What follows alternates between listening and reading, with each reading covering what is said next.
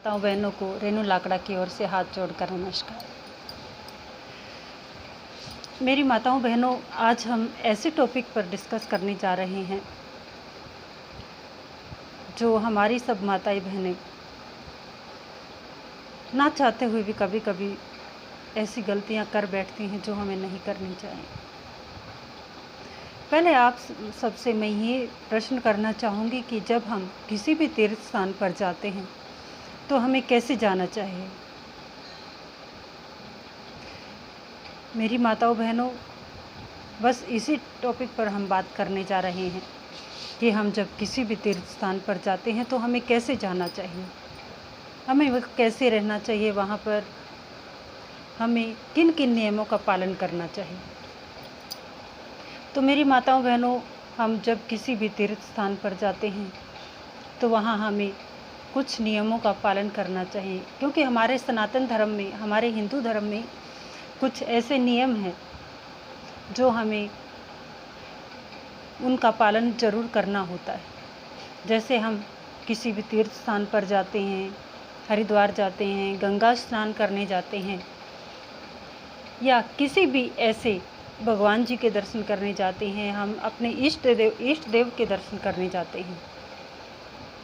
किसी भी तीर्थ स्थान पर जाते हैं, किसी भी भगवान जी के दर्शन करने जाते हैं, तो कुछ ऐसे नियम हैं जिनका पालन हमें ज़रूर करना चाहिए। तो फ्रेंड्स, पहला नियम जो आता है कि हम जब भी हम किसी भी तीर्थ स्थान पर जाते हैं, हम अपने इष्ट देव के दर्शन करने के लिए जाते हैं, तो हमें जब ट्रेन से उतरकर उस धाम पर जाते हैं जहां हमें जाना होता है, तो ट्रेन से उतरते ही हमें 1 किलोमीटर की दूरी पर अपने चप्पलें उतार देनी चाहिए और जहां से धाम का रास्ता शुरू होता है और उस धाम तक हमें नंगे पांव चलना चाहिए, क्योंकि हमारे शरीर में जब तक कोई कष्ट नहीं होगा, हमें पैरों में बिना चप्पलों के जब हम चलेंगे, हमारे पैरों में जब तक कंकर, मिट्टी या रेत नहीं लगेगा, तो हमारे शरीर को कष्ट नहीं होगा और हमें पता नहीं चलेगा कि हम तीर्थ धाम पर भी आए थे। और जब हम नंगे पांव चलेंगे और हमारे शरीर को थोड़ा कष्ट होगा, तभी हमारा पुण्य भी लगेगा और हमारा तीर्थ स्थान पर जाना भी सफल होगा। और फ्रेंड्स, जब हम किसी स्थान पर जाते हैं, तीर्थ स्थान पर, खाली वहाँ हम अपना जो तन का मैल है वो धोकर आ जाते हैं, बल्कि हम अपने मन का मैल कभी नहीं धोते। बल्कि ये होना चाहिए कि तन का मैल धुले ना धुले कोई बात नहीं, आजकल साबुन शैम्पू बहुत चले हुए हैं, आप घर आकर मल कर नहाइए, फेस वॉश करा लीजिए, फेशियल करवाइए, तो आपका तन का मैल तो धुल जाएगा। लेकिन जो मन का मैल होता है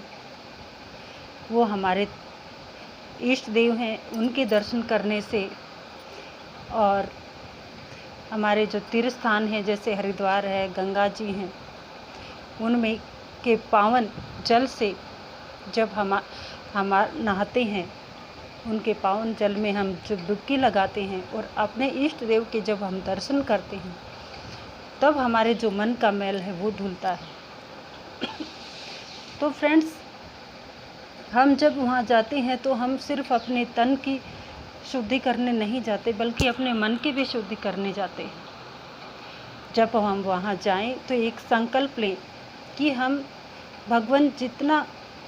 पावन आपका दरबार है, कितना पवित्र आपका दरबार है, और आपके दर्शन करने से हमें जो शांति मिलती है, वही शांति हमें आपके पल पल दर्शन हो और वही शांति हमें पल पल प्रदान करो। और जब हम हरिद्वार में जाते हैं, हरिद्वार में गंगा मैया में गोते लगाते हैं, तो यही प्रार्थना हमें वहाँ भी करनी चाहिए कि माँ, आपका जल जितना पवित्र है उतना ही पवित्र हमारा मन हो। ये प्रार्थना माँ से करनी चाहिए कि माँ, हमें इतना पवित्र करो, इतना पावन करो, जो हम गलतियाँ करते हैं उन्हें क्षमा करो। यही प्रार्थना हमें अपने इष्ट देव से भी करनी चाहिए कि प्रभु, हमें आज तक जो गलतियाँ हुई हमें क्षमा करो और हमें हमारे मन को और हमारे तन को शुद्ध करो। इतना आशीर्वाद दो कि हमें भूल कर भी हमसे कोई ऐसी गलती ना हो। तो यही प्रार्थना हमें अपने इष्ट देव के सामने, हमें हर तीर्थ स्थान पर करनी चाहिए, ताकि हमारा मन और तन हमेशा सुंदर हो, हमारे विचार सुंदर हों, हमारी आत्मा शुद्ध हो। और अब बात आती है कि जब हम कहीं भी हरिद्वार में, गंगा जी में नहाते हैं, तो पहले हम गंगा जी में नहाने से पहले उनके जल को अपने माथे पर लगाते हैं, क्योंकि जिस तरह से हम अपने माता पिता के अपने इष्ट देव के दर्शन करने से पहले उनके पैरों को छूते हैं कि प्रभु प्रणाम, इसी तरह से जब हम गंगा मैया में स्नान करने जाते हैं तो पहले उनके पैरों को छूते हैं, उन्हें प्रणाम करते हैं, फिर गंगा मैया में स्नान करते हैं। और एक मेन बात और कि जब लोग गंगा मैया में, सरयू मैया में, हरिद्वार में जब हम गोते लगाते हैं, नहाते हैं, तो कुछ लोग इस तरह से नहाते हैं कि जिस तरह से माँ आ रही होती है उस तरह से हम पीट करके नहाते हैं। ये गलत है